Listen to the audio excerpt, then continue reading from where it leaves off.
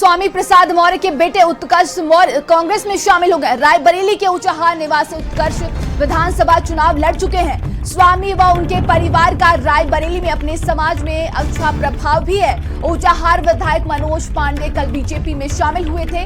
विपक्ष के मैदान में संभावना देख उत्कर्ष कांग्रेस में शामिल हो गए।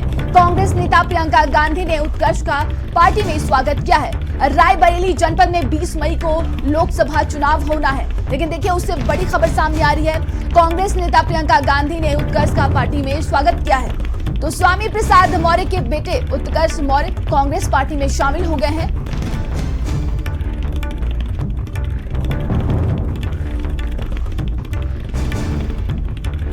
और सारा जानकारी के साथ संवाददाता रोहित हमारे साथ लगातार बने हुए हैं। रोहित, स्वामी प्रसाद मौर्य के बेटे उत्कर्ष मौर्य कांग्रेस में शामिल हो गए। जी बिल्कुल, आपको बता दूं कि राजनीति से जुड़ी यह बड़ी खबर है, क्योंकि रायबरेली में 5वें चरण में यानी जो है 20 मई को मतदान हो रहा है। उसके पहले दो तरह की तस्वीरें सामने आई। कल जैसे समाजवादी पार्टी के जो विधायक रहे हैं डॉक्टर मनोज कुमार पांडे, उन्होंने कल भारतीय जनता पार्टी की सदस्यता ली, उन्होंने भारतीय जनता पार्टी ज्वाइन कर लिया और गृह मंत्री अमित शाह ने उनको जो भारतीय जनता पार्टी ज्वाइन कराई है। उसके बाद देखा जा रहा है कि किस तरह से जो स्वामी प्रसाद मौर्य के बेटे जो समाजवादी पार्टी में पहले थे, उसके बाद जो स्वामी प्रसाद मौर्य ने अपनी पार्टी बनाई और उसके बाद जो देर शाम देखा गया कि जो है उनके बेटे उत्कर्ष मौर्य जो कि ऊंचाहार से जो है मनोज पांडे के विरोध में चुनाव भी लड़ चुके हैं, तो कहीं ना कहीं उन्होंने जो है कांग्रेस की सदस्यता ले ली है। प्रियंका गांधी ने उनको कांग्रेस ज्वाइन कराया और प्रियंका गांधी ने उनका स्वागत किया है। तो रायबरेली से राजनीति में ये बड़ी खबर है, क्योंकि किस तरह से खेमेबंदी चल रही, किस तरह से जो है घेरने का काम चल रहा है। अब कांग्रेस जो है मनोज पांडे को घेरने के लिए उन्होंने ये पैतरा अपनाया है और ये डैमेज कंट्रोल का कार्य किया है। किस तरह से जो उत्कर्ष मौर्य को उन्होंने पार्टी में शामिल करा, उधर जो मनोज कुमार पांडे है वो जो है भारतीय जनता पार्टी को उन्होंने सदस्यता ली, वही जो उत्कर्ष मौर्य को कांग्रेस की सदस्यता दिला दी गई है। तो कहीं ना कहीं जब मनोज पांडे ने जो है बीजेपी की सदस्यता ली है, तो उससे अटकलें लगाई जा रही कि उपचुनाव हाल ही में अब होने वाला है। तो उपचुनाव में कैसे मनोज पांडे को शिकस्त दी जा सके, इसको लेकर विपक्ष पूरी तरह से मजबूती से लड़ाई लड़ने के लिए तैयार है। उसी के मद्देनजर माना जा रहा है कि कांग्रेस की तरफ से उत्कर्ष मौर्य को जो सामने लाया जा सकता है, उसको ज्वाइन कराया जा सकता है। अब उत्कर्ष मौर्य की बात की है, स्वामी प्रसाद मौर्य के बेटे हैं और इनका भी अगर बात की उतार में इनका भी एक अपना जनाधार है, इनका भी एक अपना वोट बैंक है। तो कहीं ना कहीं चाहे वो लोकसभा चुनाव में उनके वोट बैंक को इस्तेमाल करने के लिए कांग्रेस ने यह पैतरा अपनाया और साथ ही साथ मनोज पांडे को शिकस्त देने के लिए भी यह पैतरा अपनाया गया है।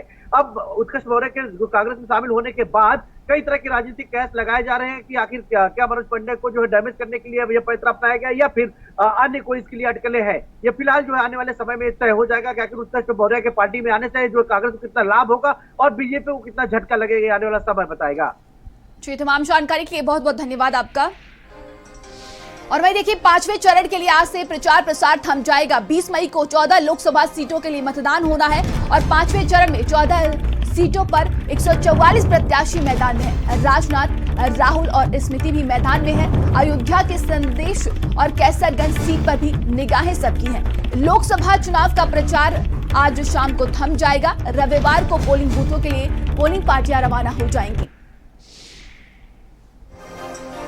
तो देखिए 5वें चरण के लिए आज से प्रचार प्रसार थम जाएगा। शाम तक आज प्रचार प्रसार होगा। वहीं बता दें कि 20 मई को 5वें चरण में मतदान हो रहा है, जिसमें यूपी की 14 लोकसभा सीटें हैं। और अगर इन 14 लोकसभा सीटों की बात की जाए तो 2019 में भारतीय जनता पार्टी ने यहां 13 लोकसभा सीटों पर अपनी जीत हासिल की थी और 1 लोकसभा सीट कांग्रेस ने अपनी जीत इस पर हासिल की थी। तो देखिए दिलचस्प मुकाबला देखने को मिल रहा है इस बार का। एक तरफ इंडिया गठबंधन तो दूसरी तरफ एनडीए है। और 5वें चरण के मुकाबले की बात की जाए तो इसमें कई दिग्गज नेता मैदान में उतरे हुए हैं।